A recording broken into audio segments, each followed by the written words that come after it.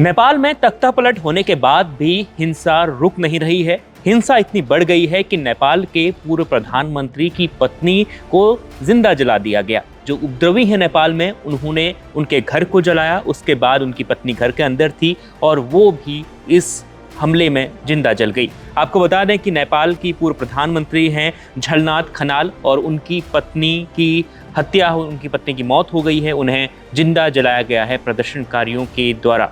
तो इस हिंसक प्रदर्शन में अब तक 22 लोगों की मौत हुई है और उसमें एक प्रधानमंत्री की पत्नी भी हैं। नेपाल की पूर्व प्रधानमंत्री हैं झलनाथ खनाल, उनकी पत्नी राजलक्ष्मी खनाल को जिंदा जलाया गया है। अब प्रदर्शन इतना भयानक हो चुका है कि नेपाल के जेलों से कैदियों को छोड़ दिया गया है और उसके बाद ये जो प्रदर्शन है वो और हिंसक होते जा रहा है। नेपाल में तख्तापलट होने के बावजूद भी नेपाल के प्रधानमंत्री केपी ओली ने इस्तीफा दे दिया था। वहाँ के गृह मंत्री, वहाँ के राष्ट्रपति, सभी बड़े मंत्रालयों के मंत्री इस्तीफा दे चुके हैं, लेकिन उसके बावजूद भी नेपाल में जो प्रदर्शन है, जो हिंसा है, वो रुकने का नाम नहीं ले रही है। तो इसके बाद मैं आपको बता दूं कि केपी ओली को सुरक्षित स्थान पर ले जाया गया है हेलीकॉप्टर के द्वारा। सेना का हेलीकॉप्टर उन्हें सुरक्षित स्थान पर ले गया है। उसकी तस्वीरें भी लगातार सामने आ रही हैं और ये आप स्क्रीन पर जो देख रहे हैं कि वो तस्वीरें लगातार प्रोटेस्ट वहाँ पर हो रहा है। हिंसा नहीं रुक रही है, बिल्कुल भी हिंसा नहीं रुक रही है। और साथ में पूर्व प्रधानमंत्री शेर बहादुर देउपा और उनकी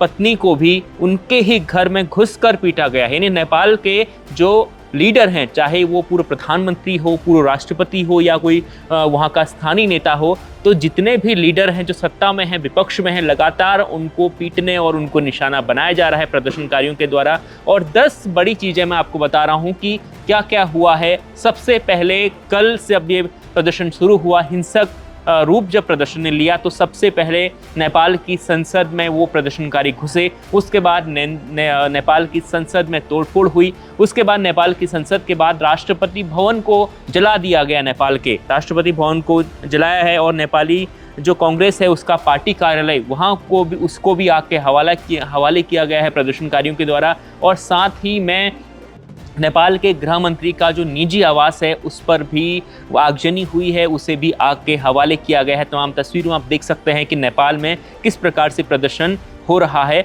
अब हिंसक प्रदर्शन इतना बढ़ गया है कि सभी बड़े शीर्ष नेताओं के इस्तीफे के बाद भी, राष्ट्रपति प्रधानमंत्री के इस्तीफे के बाद भी नेपाल में हिंसा नहीं रुक रही है। और वहीं पर जो ये हिंसा फैल रही है, उसने वित्त मंत्री, नेपाल के वित्त मंत्री तक को एक वीडियो वायरल हुआ कुछ देर पहले, आज दोपहर में नेपाल के वित्त मंत्री को भीड़ दौड़ा दौड़ा कर पीटते हुए नजर आ रही थी।